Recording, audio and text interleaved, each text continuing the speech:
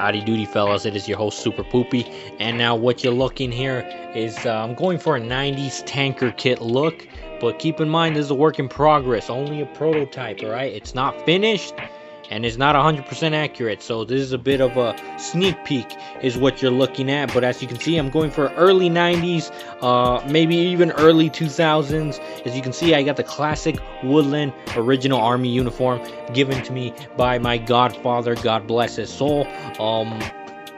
But yeah, I'm going for the classic look. Obviously I don't want to touch the digital camo era, so that is going to be quite the pickle. But as you can see, I am armed with the M9 Beretta, and as you can see, the gun is very empty, the magazine's empty, the safety's on. Here's me emptying the entire mag just to double check with y'all. You know, I take safety very seriously, so you know, the holster here is actually for tankers, and it's been used since World War II all the way to as recent in the 90s in the Gulf War. So as you can see, the Beretta again is empty. It may look like I'm aiming straight, but I'm not. I'm actually aiming at the ground, and my finger was never in the trigger. Again, safety, my dudes. But as you can see, the helmet looks absolutely great. It is made out of Kevlar. I have the dust goggles on it in case you're in a nasty environment. And the holster, it's quite grippy. You know, it sticks on there. It sticks on your pit. And hell, if that's the holster you got and you got a CCW, it'll work. Put a jacket over it. It won't be very noticeable. But you know, my dumbass decided to get a large pistol, but eventually I'll get a CCW pistol. But as you can see, it goes nicely around the pit, and it's not uncomfortable. You know, it feels just fine. It works just fine. And as you can see, I am armed with the M16A2, obviously airsoft gun. You know, I wouldn't be waving around a real M16 just like that. And right here, you can see that the speaker of the helmet, because you know it's a headphones and a radio, so you could contact all the other troops, so you could contact all your buddies on the radio and stuff. But yeah, the little speaker thing, it kind of got in the way, but all you have to do is move it up. Although for some reason my dumbass kept on moving it back and thinking the gun was just gonna go through it like some sort of video game glitch. But yeah, as long as you move that up, you'll be fine. And surprisingly, like if your tank gets shot down, or for some reason you got to get out of your tank and you're going to be in the middle of a gunfight, it is so easy to cheek your rifle with this thing. You just got to move up the speaker, and you know, problem solved. It doesn't get in the way at all. It works just fine. It's not like the PASGAT where you'll have a lot of freaking problems with it. And to be honest, I'm gonna make a video on just this helmet. That's how much I love this goddamn helmet. Alright, so you know, I'll probably do a comparison with the PASGAT or some shit like that, and I see why a lot of people are getting these operator type helmets. So you know, I just quickly became a fan of it. And as you can see right here, I'm doing the over the top C-clamp and the classic aim, and in a bit I'm gonna be trying the whole Soviet aim post with the over exaggerated elbow. You know what I'm saying? I've seen a lot of Soviet troops aim like that. I don't know if it's like a thing or something like that. I don't think they do it anymore. It's just a Cold War thing. But yeah, again, the M16 is an airsoft gun, so you ain't gotta worry about it. Plus it doesn't have the battery on it, so no one's eye is gonna get poked out. But yeah, that's about it for the kit, and I'll be talking more about it in the next segment. Maybe I regurgitate a few things here and there. Hi dude fellas, this is your host Super Poopy, and today we're going for more of a 90s, 80s, early 2000s look.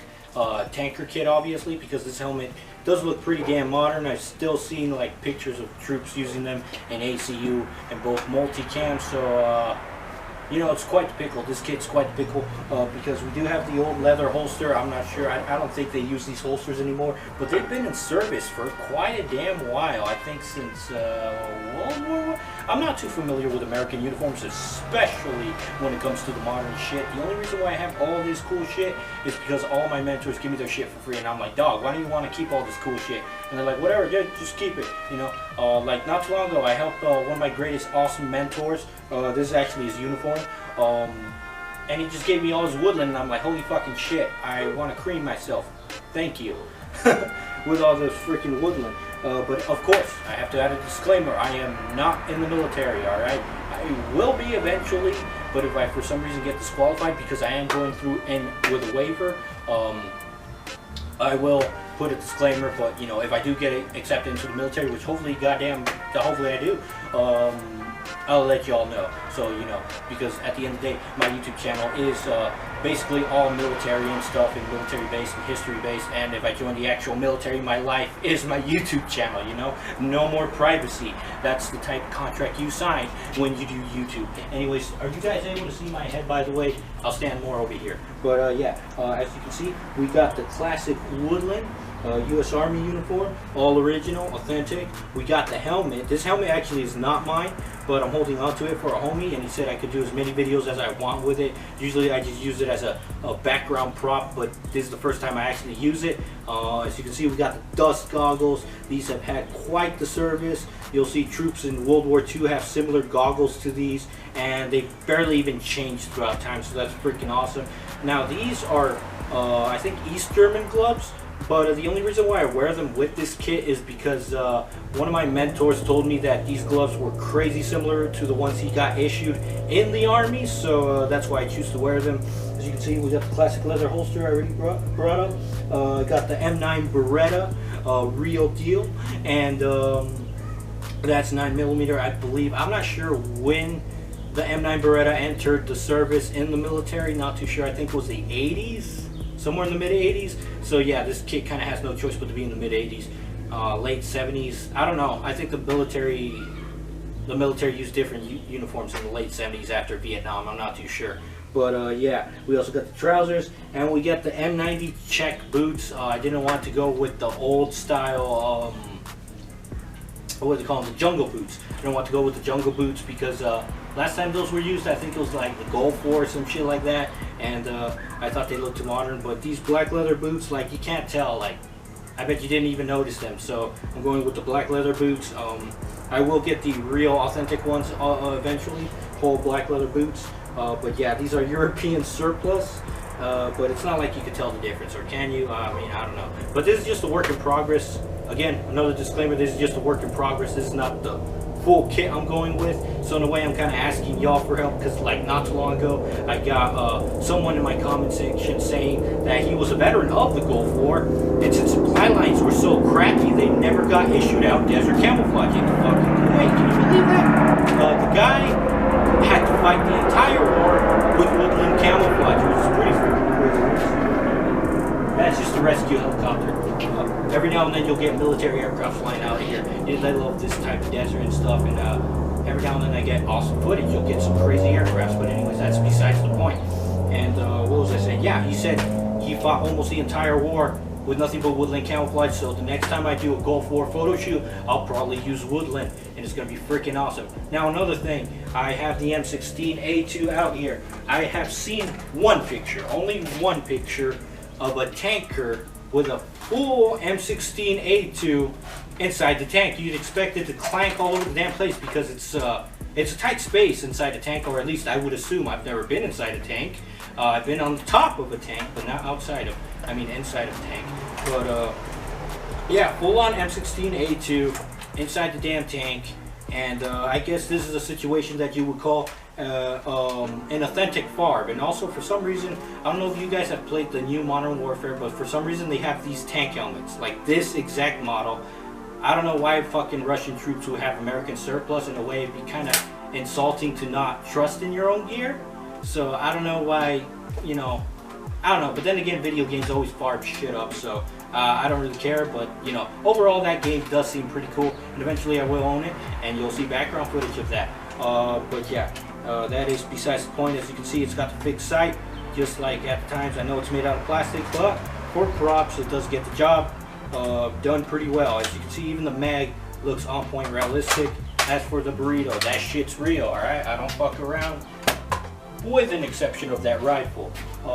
So other than that, we're just going to be displaying the kit, showing some pictures, and comparing, because every time I look it up on Google, all I get is pictures of the military and a bunch of stupid fucking articles that don't make sense and don't go with what I'm looking for. I just simply want a demonstration of an 80s to early 2000s tanker kit, alright? I ain't touching the ACU era, or was it DC? No, DCU is cool, but I ain't touching the ACU era, or the Digicamo era, or the Multicam era. Alright, I like to keep it classic because once you get to the more modern camouflages, it just feels like stolen valor and feels kind of uncomfortable, you know? I'm already pushing it with this. Alright, I'm already making veterans cringe here. I'm on thin fucking ice, but yeah, of course, that's why I gotta start adding the disclaimer. However, if I do get accepted into the military, let's be real, my eye isn't probably gonna give me much time, but your boy want that Eagle Globe and Anchor that bad. Alright, so I'll let you guys know if I get accepted. If I don't get accepted, I'll have to start adding disclaimers in all my videos that involve military uniforms. Alright, except for the World War II ones, because if you're accusing someone with a World War II uniform of stolen valor, you're kind of a fucking idiot. Unless you're claiming valor for some reason. If you're trying to steal valor with a World War II uniform, you're a fucking idiot. You know, that uniform is so goddamn outdated. But anyways, yeah, I think that's about it. We're going to be taking a close look, and we're going to be doing some voiceovers, and let me know what I'm missing, what I need to add, because I'm not too familiar with tanker kits. Like I said, this is just a prototype, and this is hurting my brain. So yeah, also I'll probably be using this helmet in the range, because holy crap, I can't hear shit. I could be yelling for all I know. But anyways, guys, like and subscribe, much love, take care, and let me know what's good with this kit, what I could add, what I should take away. If you were in the military, all your advice would be appreciated. Freaking awesome. And like and subscribe, much love.